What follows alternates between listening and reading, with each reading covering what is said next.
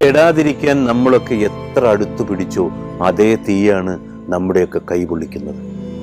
ചതി എപ്പോഴും തിരിച്ചറിയാൻ പറ്റാത്തത് സ്നേഹമുള്ള മനസ്സിന് മാത്രമാണ്.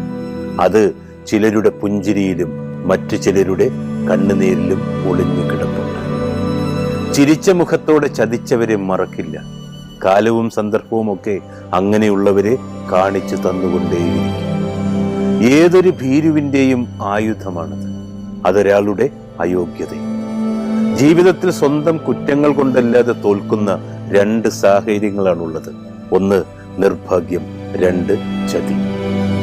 പറ്റിക്കപ്പെടുന്നതിനേക്കാൾ സങ്കടം ഇനി ഒരിക്കൽ പോലും അയാൾ പഴയ ആളല്ല എന്ന നീറുന്ന തിരിച്ചറിവാണ്. അവർക്ക് നൽകിയ ഇരിപ്പിടം ശൂന്യമായിരിക്കുന്നു എന്നത്. നമ്മെ തേടി വരുന്നവരെല്ലാം തുണയാണെന്ന് കരുതരുത്. ഇരപിടിക്കുവാൻ വരുന്നവരും തേടി തന്നെയാണ് വരിക.